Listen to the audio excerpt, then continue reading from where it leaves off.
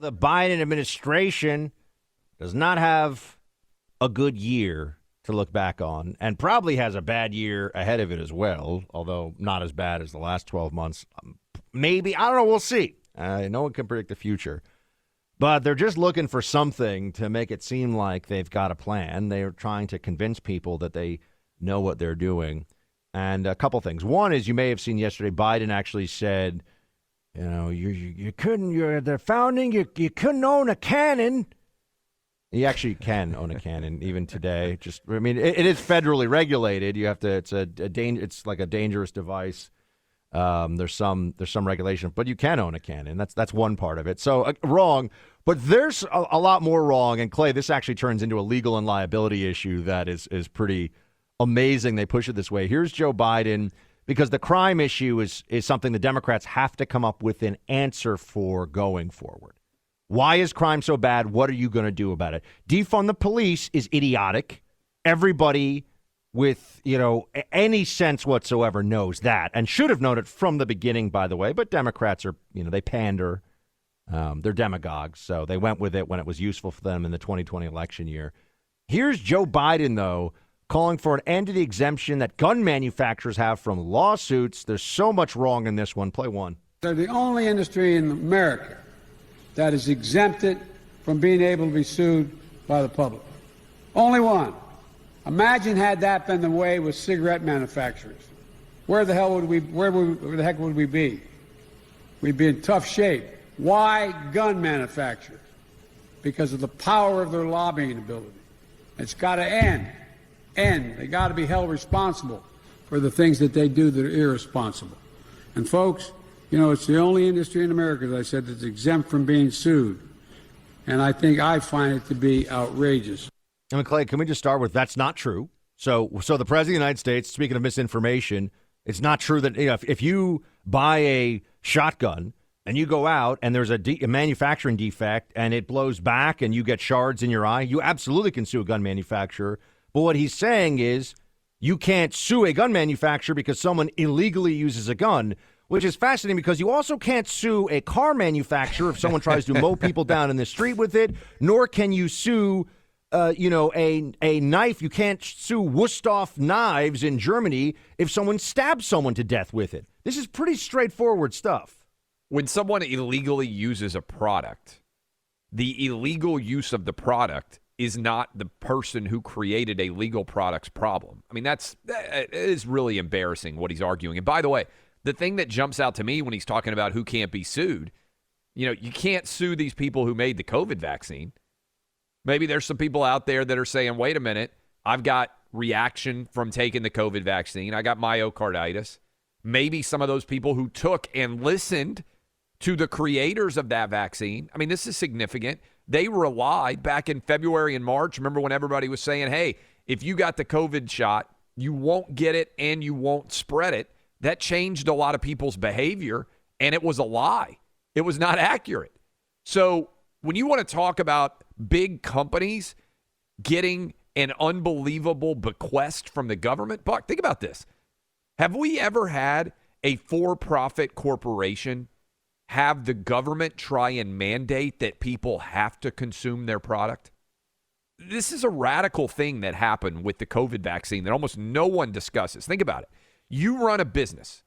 If the government mandates that your product has to be taken by every single person, that's what Joe Biden tried to do, by every single person in the country, that's an unprecedented boondoggle. Think about that for a minute. That's what happened. And oh, by the way, if you also weren't able to be sued for the results of your product and its impact upon the people, and you weren't able to sue based on the misrepresentations, based on the lies about how effective that product would be, that's the very essence of capitalism being captured by the industry that's supposed to regulate it. That's a conversation we should be having. I ain't hearing nobody talk about that. I mean, I sit here and say, it's really not clear to me. I mean, Joe Biden was a guy who barely graduated from law school at the very bottom of his class and has been known in politics for a very long time. It's just being kind of dumb. Everyone who understands who's a sharp character, even from the other side, whatever your politics are, knows Joe Biden's is not that smart. So I can't tell here, Clay, if he's making such an obviously disingenuous argument or if he just doesn't understand the difference between criminal liability usage so it's tough. I don't know if he's so dumb or so dishonest. I go back and forth. But this does raise the issue of the Democrats have realized finally they got to do something about crime because Republicans, if they're smart, and I know a lot of Republican Hill staffers listen to this show, and so get your folks in Congress, get your folks in the governor's mansions, get your folks across the country to dial in on we got a huge crime problem at a time when crime should actually be at all-time lows, really, if you look at what should have happened during COVID. Clay, they're going to try to make it about guns. We got to make it about reality, which is enforcing the law needs to happen. And that's an important pivot. I don't think Joe Biden is dumb on this issue. I think he's recognized that the way to pivot is to blame guns, not people. And then you try to argue Republicans are responsible for the crime wave. Interestingly enough, you're not seeing a ton of news stories that try to look at the aggregate numbers and try to pull together what's happening. And I think it's pretty clear why that is, because there are individual incidents that's going to get covered at the local level. You're going to see, stories about a shooting here, a carjacking there. I think, Clay, there were, I think it was almost 400 carjackings in Washington, D.C. over the last 12 months, which is a stunning number for a city that's not that big. And there are only 365 days in a year, folks. So, very serious crimes getting reported on. But no one's looking at it from the top down because this is, and let's be clear, an enormous weakness for the Democrats going into the midterms. There are some of them, the smarter Democrats politically, are having flashbacks to what happened in the 70s and then the 80s when Reagan came along, and then getting into the 90s where you had tough on crime policies beginning in cities like New York, the Giuliani, Bratton crime turnaround that happened in New York City. I lived through it, so I experienced that. It was a different city when it was done. Over the course of about 10 years, New York went from some kind of a urban hellscape to the safest, most prosperous big city in America and in some ways the world. So why is it turning around? Well, because Democrats have bad ideas, and they don't want people to focus in on that. Instead, you had Joe Biden just yesterday in New York City with the new mayor, Eric Adams. And here, for example, is the kinds of things that Democrats are focusing on. They can't avoid the crime problem entirely. We all are aware of the numbers. Houston, I think, has more murders right now, for all of you listening in Houston, than even New York, Los Angeles, or I think Chicago at this stage of the year, which is stunning. So this is hitting a lot of places all over the country. But here in New York, Eric Adams is saying, we got to really look at the domestic terrorism issue. Play clip 11.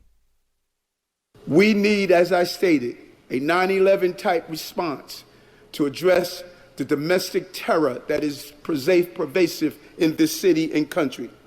And President Biden is here to deliver on his promise to come here. He committed to it, and he is here. And get New Yorkers the backup we need. Far too long we called for backup, and it was not here. It is time to have that backup.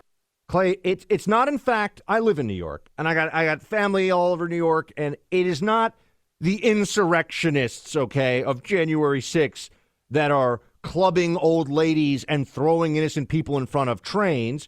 It is career criminals that libs with their soft on crime policies refuse to lock up. It's vagrancy running rampant. It's people urinating in the streets and doing heroin in broad daylight, and the city paying them for it. That's what's happening, and this is what Democrats have done in cities all across the country. Yeah, this is a real mess, because as we just finished the first hour, we said there's no longer a question that crime is up in a big way. Because remember, Buck, in 2020, what did they say? Oh, the reason why crime went up was because of COVID. That's what they tried to argue, even though, as we pointed out on this show, no. Lockdowns actually decreased crime. Crime did not skyrocket in 2020 until after the George Floyd incident, till the Black Lives Matter protests started, till basically chaos began to run rampant in streets of cities and states all over this country. So we had in 2020 the largest single year increase in murders. Let's focus on murders because we like to say on this show, murders are crimes that 100% happen because there's a dead body involved that died violently. And so murders were up 29% in 2020, Buck. The largest single year increase on record, 1 year, 2019 to 2020. 2021, they went up again. And we had cities all over the country setting all-time murder records. And now, as you have pointed out, and as the data has reflected, the first month of 2022 has been incredibly violent as well in many cities all over the country. And so the data is clear. You don't really have any argument. So what's going to happen? One, you're going to obfuscate and say, hey, what's really going on here is this is a gun issue. And that's the pivot that you've seen. That's the audio we played with Joe Biden. Two, you're going to have a dishonest discussion about who is actually committing the crimes and where the danger is coming from. And again, it's as if people are so afraid to look at the data and analyze it and say, wait, where is crime from? Which, as you know well, Buck, from the time you worked with the NYPD in consultation with them, the way that the broken windows policy worked with Giuliani and Bratton and everyone else back in the day was crime doesn't occur equally across a city. They are able to zero in on, hey, these 4 blocks are where 25% of all the murders are taking place. Let's put more police presence in those 4 blocks. Let's aggressively police there because we can have a bigger impact on crime there than by spending our officer time in communities where there's comparatively less danger. And so if you look at the numbers, over 50% of all murders are committed by mostly young black men, okay? Well, young black men represent, whatever it is, 3% of the overall population in the country, right? I'm talking about men between the ages of 16, roughly, and 40. That's where almost all murders are committed by all races, but over half of those murders basically in the country are committed by young black men, right? And overwhelmingly, their victims are also young black men. So when crime skyrockets, the cost is overwhelmingly borne by people in inner cities and high crime crime areas. And so what the terrible irony of Black Lives Matter is there are thousands of people who are dead today that would be alive of all ages if police had been able to do their jobs. Period. There are multiple components to broken windows theory, and I think it's often misunderstood when it's discussed in public. And I think some people misrepresented at some level too with, it's draconian, right? It's super strict. And that's why, no, what it does is really twofold. One, you have less than 1% of the population of any city is committing a vast majority of the serious crimes. So, 99% of people, wherever you are, 99% of people are just trying to go about their lives. And, speeding tickets and things like that or parking tickets aside, jaywalking. They're law-abiding. It's a tiny percentage in whatever the neighborhood is and wherever you are in a major city that are going to be committing the crimes. By enforcing laws, you are creating contact between the law-breaking segment of a community and law enforcement. This is the classic thing in New York City was the jumping of turnstiles. It's not, oh my gosh, someone jumped a turnstile, civilization is over. Although in the aggregate, the small crimes do add up. And that was the second thing I was going to get to, which is it creates a perception of lawlessness and decay, which does affect the actions of individuals. And, why is Tokyo so safe? Millions and millions of people, basically no crime going on there. It's because everyone expects that there's going to be no crime and no one will accept any crime. It's a mentality the population has. But back to the turnstile jumping, the guy that jumps the turnstile every day, all the time, tends to be the guy who's wanted on an attempted murder and illegal gun charge as well.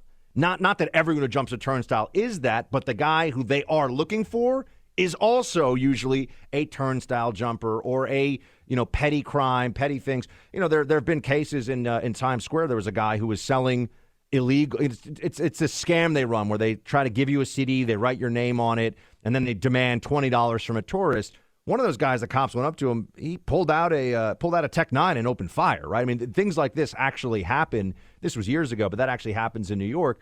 So when you abandon the enforcement of those lower level laws, you're creating far less contact between law enforcement and the criminal element, which makes them more able to prey upon the population of a city that's just trying to go about their lives. And then to your point about CompStat, Clay, that's where they use the actual numbers and statistics. Where are the crimes happening?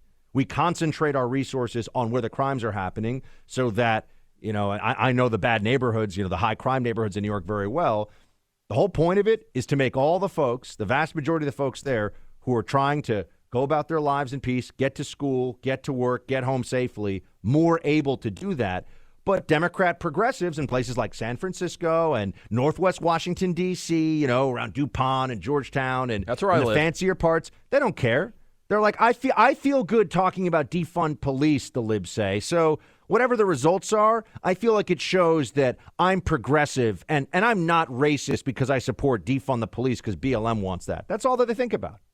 Yeah, and there's a big part of the criminal element, right? That the focus here is on, it's funny, people say, it's racist, right? That people are so afraid of being called racist. No one ever makes the sexist argument. The overwhelming majority, what do you think? Like 95%, 98% of all violent crime is being committed by men, right? That's not because police are being sexist against men and only investigating men for violent crime. It's because the vast, vast majority of violent crime that is occurring is being perpetrated by men. So if you wanted to, you could look at the rates of incarceration and you could say, oh my God, look how sexist it is at the overwhelming number of our police, of our prisoners that are being arrested by police are men. No one ever makes that argument because there's a recognition, well, men commit more crimes. Well, if you look at the racial breakdown of murders, there is a racial component to crime. And by the way to solve it and protect everyone is to address the people who are committing the crime. So your grandma probably is not going to get stopped by a police officer as she's walking down the street. Your grandpa probably also not going to get stopped. But what you're seeing with Eric Adams, the plainclothes police coming back, Buck, stop and frisk was helpful in terms of being able to catch people who are committing crimes. To your point, the guy who jumps over the turnstile at the subway is more likely to have committed a crime. Similarly, the guy who is driving around in a car with expired tags, more likely than not, when you get that stopped car, more likely than not to also have done something wrong. Not 100% of the time, certainly not. But criminals commit crimes, and so being able to catch them perpetrating crimes, serious or not, can lead to less crime. Bill Bratton, who was the NYPD commissioner in New York, part of that huge turnaround. And remember, folks, you're wondering what kind of a turnaround am I talking about? I'm in junior high, and there are over 2,000 murders a year in New York City, in my hometown. Over 2,000, about 2,200. By the time I finish high school, it's about 300. It's amazing. So from over 2,000 to about 300, 350, something like that. I mean, it's just enormous difference. Bill Bratton presided over some of that as police commissioner, and he's saying the libs and the new mayor, Eric Adams, good intentions, but it's not going to be easy to turn this ship around because the Democrats have embraced all the wrongness on this. Play 16. A lot of good intentions, but they are just that, good intentions. The devil is in the details, and whether they're going to be able to deliver on those good intentions remains to be seen. You referenced, has the pendulum begun to turn? May have stalled a little from its movement to the left that we've seen so much over the last 2 years, but that's going to be a historic struggle to get it to start moving back to center. I was pleased to see that the president and certainly the newly elected mayor, Mayor Adams in New York, have started to come back to center. I just hope that they have the ability to push back on the forces from the progressive left that have basically created the disarray. One of the best minds in crime fighting, Clay, you'll find anywhere in the world. And what did he say the problem is? It went too far left, obviously. Yes. Look, being concerned about the punishment for criminals is a luxury of a low crime era. We talked about this before, Buck. Maybe the biggest irony of Joe Biden's career, the thing that he was most trying to apologize for was the 1994 crime bill. You can argue that's the thing in his history that he most got right because it helped to drive down crime rates all over this country. We talked about how quick the pivot has been from defund the police to how quickly now many different Democrats are arguing how stupid defund the police is. This is what we said was going to be the case back when Defund the Police started. But now listen to Representative Richie Torres. He's a Democrat from New York. Listen to him slamming the idea of defunding the police. I agree with the mayor. The defund police movement is dead in New York City, and good riddance. And any elected official who's advocating for the abolition or even the defunding of police is out of touch with reality and should not be taken seriously. I mean, Clay, can we just say that the fact that anyone ever said this was moronic beyond words? And it's remarkable how many people actually were saying, if you went to the hard left, I mean, the real community activist types, it wasn't just defund the police. It was abolish police, friends. That was the real vanguard of the movement back in the summer of 2020. And the fact that the Democrats were able to keep everybody in this state of fear while this was going on and not actually suffer consequences for it, more serious consequences for it in the ballot box. I just think part of it is the fact we're in a once-in-a-century pandemic, and there were a lot of distractions and other things going on, the riots that were happening. The other side of it was that, Trump's a law and order guy, and there was a lot of disorder and anarchy leading up to that election. I think that was hurtful to at least the presidential ticket side of things. But defund the police, Clay, as we've said, hard to come up with a dumber political slogan, and one the Democrats should pay a major price for in these midterms. I think it's the dumbest single political slogan that we have ever seen in the history of our country. I mean, I really do mean that. And it's amazing how quickly everybody's running from it now.